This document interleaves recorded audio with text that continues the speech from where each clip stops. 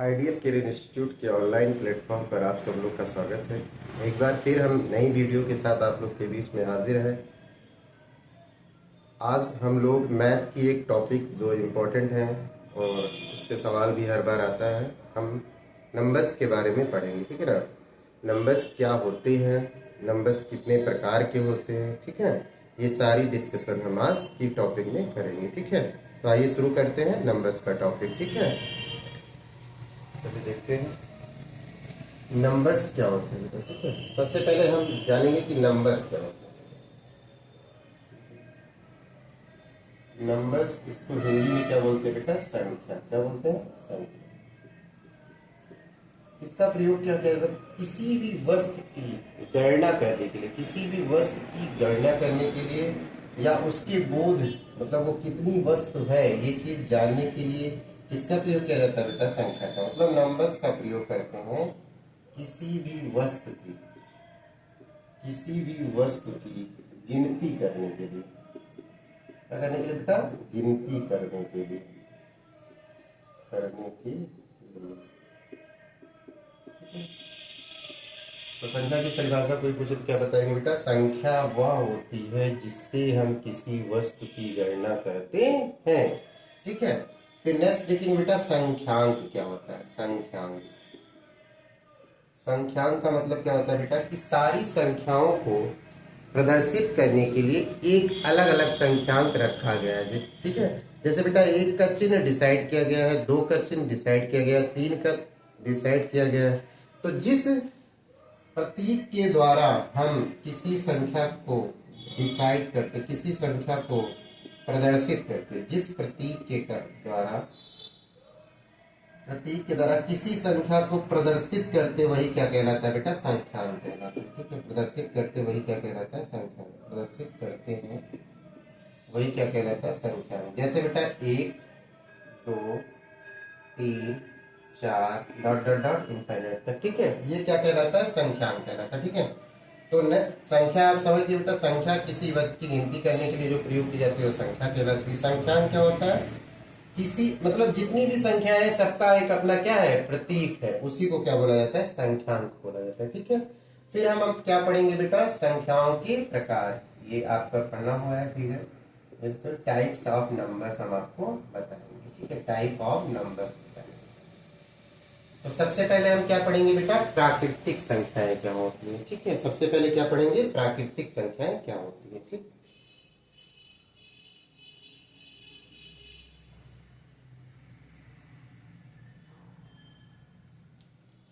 प्राकृतिक संख्या इधर देखते हैं बेटा।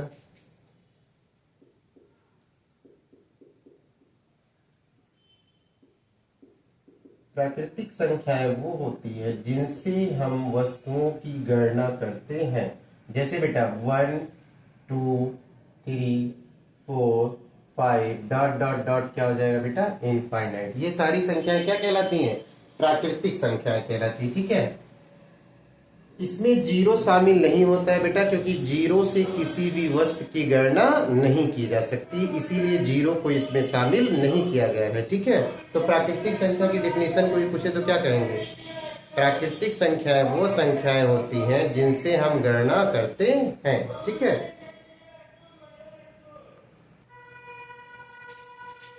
प्राकृतिक संख्या क्या होती है मैंने आपको बताया कि प्राकृतिक संख्या वह होती है जिनका प्रयोग किसी भी वस्तु की गिनती करने के लिए किया जाता है।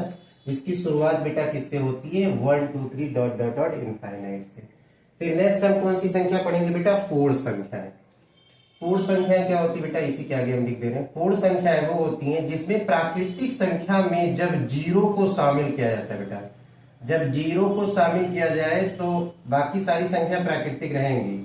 तो ये क्या हो जाएगा? इस ग्रुप को क्या नाम देते हैं बेटा? इस ग्रुप को नाम देते हैं पूर्ण संख्या। क्या कहते हैं बेटा? पूर्ण संख्या। जैसे ही हम प्राकृतिक संख्या में जीरो को शामिल करेंगे वो सारी संख्याएं क्या बन जाएंगी?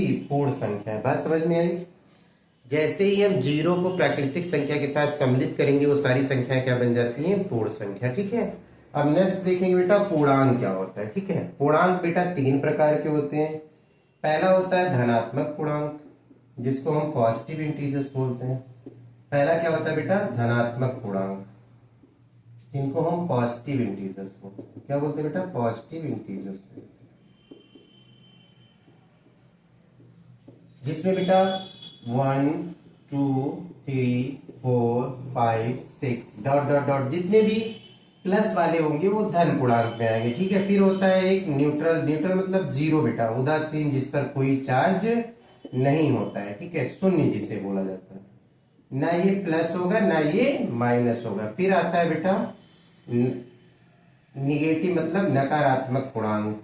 धनात्मक पूर्णांक हो गया, एक नकारात्मक पूर्णांक होता है जिसको निगेटिव इंटीजर्स बोला जाता है। क्या बोला जाता है बेटा? निगेटिव इंटीजर्स बोला जाता है। पूर्णांक पूरा लिख देंगे, निगेटिव इंटीजर्स। इसमें बेटा -1 -2 -3 -4 -5 -6 डॉट डॉट डॉट इनफाइनाइट ये भी होता है। ठीक है बेटा, बात समझ में आई। फिर इधर देखेंगे तो पूर्णांक कितने होते हैं बेटा? पूर्णांक 3 होते हैं। धनात्मक पूर्णांक, उदासीन, और उदासीन मतलब जीरो, नकारात्मक पूर्णांक मतलब निगेटिव इंटीजर। ठीक है। धनात्मक पूर्णांक को इंग्लिश में क्या कहते हैं? Positive integer. ठीक है। पूर्णांक के लिए एक बात और है बेटा कि पूर्णांक जो होते हैं उनको हम कहाँ डिनोट करते हैं? उनको हम प्रदर्शित करते हैं संख्या रेखा पर। संख्या रेखा पर, जिसको नंबर लाइन बोला जाता है। ठीक है। संख्या रेखा पर प्रदर्शित कर सकते हैं, संख्या रेखा पर। ठीक है। इसी को इंग्लिश में क्या बोलते हैं बेटा? Number line, number line. बात समझ में आई? जैसे हम आपको नंबर लाइन बना के दिखा दे रहे हैं, जैसे बेटा देखिए नंबर्स लाइन में क्या होता है, जो बीच वाली संख्या होती है, जो बीच वाली संख्या होती है वहां पर क्या होता है? जीरो होता है बेटा। उसके जब राइट साइड जाते हैं तो पॉजिटिव होता है, 1 2 3 4 5 6 डॉट डॉट डॉट ऐसे बढ़ता है। और जब इसके लेफ्ट साइड में आते हैं तो माइनस हो जाता है, -1 -2 -3 -4 -5, इसी तरह आगे बढ़ता जाता है। ठीक है। ये होती है नंबर लाइन। ठीक है बेटा, इसको ऐसे डिनोट किया जाता है। बात समझ में आई? तो जिन रेखाओं को हम नंबर रेखा पर प्रदर्शित कर सकते हैं वो क्या कहलाती है? पूर्णांक कहलाती है। और कितने प्रकार की होती है? 3। पहला होता है धनात्मक, दूसरा होता है उदासीन जिसको शून्य बोलते हैं, इस पर कोई भी चार्ज नहीं होता है, और तीसरा होता है नकारात्मक पूर्णांक जो कि माइनस वाला होता है। ठीक है। जिसको निगेटिव पूर्णांक बोला जाता है। ठीक है। फिर नेक्स्ट देखेंगे बेटा परमेय संख्याएं। परमेय संख्याएं क्या होती है और अपरमेय संख्याएं क्या होती है? ठीक है। परमेय संख्या वो होती है जिनको हम m बाई n के रूप में डिनोट कर सकते हैं। ठीक है बेटा, परमेय संख्याएं वो संख्याएं होती हैं जिनको हम m बाई n के रूप में डिनोट कर सकते हैं। ठीक, कैसे देखिए बेटा, परमेय संख्या को इंग्लिश में क्या बोलते हैं बेटा? इधर नीचे लिख दे रहे हैं हम। परमेय संख्याएं, परमेय संख्याएं को रैशनल नंबर बोला जाता है। क्या बोला जाता है बेटा? Rational number.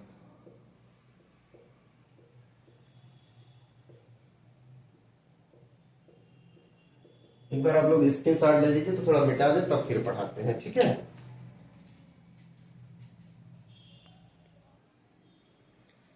ठीक बेटा, अब हम लोग परमेय संख्या पढ़ेंगे। देख लीजिएगा परमेय संख्या क्या होती है। परमेय संख्या, परमेय संख्याओं को क्या बोला जाता है? परमेय संख्याएं। ठीक है। परमेय संख्याओं को इंग्लिश में बोलते हैं बेटा रैशनल नंबर्स। क्या बोलते हैं? Rational numbers. परमेय संख्या की डिफिनेशन क्या है बेटा? वह संख्याएं जिनको हम m बाई n के रूप में क्या कर सकते हैं? प्रदर्शित कर सकते हैं। वह संख्या जिनको m बाई n के रूप में प्रदर्शित कर सकते हैं और जहां पर n का कभी भी मान जीरो नहीं होगा। n कभी भी जीरो के बराबर नहीं होगा। बात समझ में आई? n का मान कभी भी जीरो के बराबर नहीं होगा। ठीक है। वह सारी संख्याएं क्या कहलाती बेटा? परमेय संख्या कहलाती हैं। ठीक है। जैसे मैंने लिखा बेटा 2/3, एग्जाम्पल क्या लिखा? 2/3। जैसे मैंने लिखा 4/5, जैसे मैंने क्या लिख दिया बेटा? 4/5। ठीक है। नेक्स्ट देखेंगे बेटा 7/3। ये सब क्या है बेटा? परमेय संख्या है। ठीक है। Dot dot dot. ठीक है। अब यहाँ पे नोट डाल के लिख लेंगे बेटा, इंपॉर्टेंट है।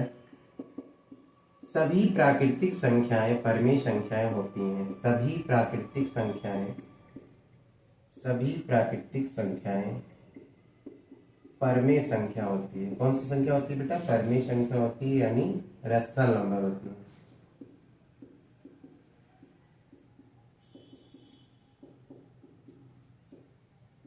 जैसे एग्जाम्पल में अगर मैं 4 लिख दूं तो ऑलरेडी 4 के नीचे 1 लिखा जा सकता है, ठीक है। वैसे 3 4 ये सारे 5 ये सब क्या है बेटा, ये भी सब परमेय संख्याएं हैं, ठीक है। फिर नेक्स्ट हम पढ़ेंगे अपरमेय संख्याएं। क्या पढ़ेंगे बेटा, अपरमेय संख्याएं। अपरमेय संख्याएं क्या होती हैं, अपरमेय संख्याओं को हम इंग्लिश में बोलते हैं इर्रेशनल नंबर, इर्रेशनल नंबर्स, ठीक है। ये क्या होती है बेटा, ये रूट के अंदर लिखी जाती है जिनका स्क्वायर रूट नहीं होता है बेटा, जैसे √2 √3 √5 √6। क्या √4 परमेय संख्या है या अपरमेय संख्या है, ये आपको पूछा जाए तो क्या बताएंगे बेटा। जैसे √9 मैंने लिख दिया, रूट हमने लिख दिया 6, तो बेटा √4 का हमें स्क्वायर रूट मिल जाएगा 2 की पावर 2, तो ये 2 बाहर आ जाएगा, तो बेटा अभी कौन सी संख्या बन गई, परमेय संख्या। मतलब कि √4 आपकी अपरमेय संख्या नहीं है। इसी तरह √3 √9 भी है, इसको 3 की पावर 2 लिख सकते हैं और 3 बाहर आ जाएगा। इसी प्रकार 14 को 4 की पावर 2 लिख के 4 बाहर कर देंगे। तो √4 √19 और √16 जिसका भी हम वर्ग ले सकते हैं वो कोई भी संख्या अपरमेय संख्या नहीं होगी। वही संख्या अपरमेय संख्या होगी जिसका हम रूट नहीं ले सकते, जैसे ऊपर लिखी गई है, ठीक है। तो ये सारी संख्या क्या है, अपरमेय संख्या, और ये नीचे जो दी गई है ये सब क्या है, परमेय संख्या। बात समझ में आ गई। फिर नेक्स्ट देखते हैं, नेक्स्ट संख्या पे आते हैं और अगली संख्या देखते हैं भाज्य संख्या क्या होती है, ठीक है बेटा। तो भाज्य संख्याएं वह संख्याएं होती है जो एक से कटे और स्वयं से कटे, एक से कटे स्वयं से कटे, एक से कटे और स्वयं से कटे, और अन्य किसी संख्या से कट जाए, और अन्य किसी संख्या से कट जाए, अन्य किसी संख्या से कट जाए, कट जाए। जैसे मैंने लिख दिया बेटा 4, तो 4 बेटा किससे कटेगी, पहले तो 1 से कटेगी, फिर 2 से कटेगी और फिर 4 से कटेगी। तो इसके हो गई ना बेटा, 1 से कटी, स्वयं से कटी और अन्य इसका एक फैक्टर 2 भी हो गया, इसलिए 4 क्या है बेटा, भाज्य संख्या, ठीक है। इसी प्रकार मैंने लिखा 9 बेटा 1 से कटेगा, 3 से कटेगा और स्वयं 9 से कटेगा, ठीक है। उसके बाद नेक्स्ट मैंने लिख दिया 5। अब 5 बेटा क्या है, 5 को हम देखेंगे कि भाज्य संख्या है कि अभाज्य संख्या, ठीक है। अब 5 तो 1 से कट रहा है और स्वयं से कट रहा है, बाकी किसी संख्या से तो कट नहीं रहा है, इसलिए 5 आपकी कौन सी संख्या बेटा, अभाज्य संख्या है। कौन सी संख्या है, अभाज्य संख्या है, ठीक है। तो अब आप समझ गए होंगे बेटा कि भाज्य संख्याएं वो संख्याएं होती है जिनका 2 से अधिक फैक्टर होता है, जबकि अभाज्य संख्याएं वो संख्याएं होंगी जिसका सिर्फ और सिर्फ 2 फैक्टर होता है, या तो वो 1 से कटेगी या तो वो स्वयं से कटेगी। तो बेटा अभाज्य वाले में लिखेंगे वे संख्याएं, वे संख्याएं, वे संख्याएं जो केवल एक व स्वयं से कटे, स्वयं से कटे भाज्य संख्याएं, अभाज्य संख्याएं कहलाती है, सॉरी भाई। वे संख्याएं जो केवल एक व स्वयं से कटे में सारी संख्याएं, सारी संख्याएं अभाज्य संख्या या प्राइम नंबर कहलाती है, अभाज्य संख्या या प्राइम नंबर कहलाती है, ठीक है। बात समझ में आ गई। तो इसके कितने फैक्टर होंगे बेटा, इसके 2 फैक्टर होंगे, इसके 2 फैक्टर होंगे। और इसके कितने भाज्य संख्याओं के कितने फैक्टर होंगे बेटा, इसके फैक्टर होंगे हमेशा फैक्टर 2 से अधिक होंगे, ठीक है, 2 से अधिक। 3 हो सकते हैं, 4 हो सकते हैं, 5 हो सकते हैं, 6 हो सकते हैं, मतलब 2 से अधिक होंगे। और जब केवल और केवल 2 हो तो कौन सी संख्या, अभाज्य संख्या होती है, ठीक है। फिर नेक्स्ट देखेंगे बेटा, अब इसको इतना देख लीजिए, उसके बाद फिर आगे हम बताते हैं।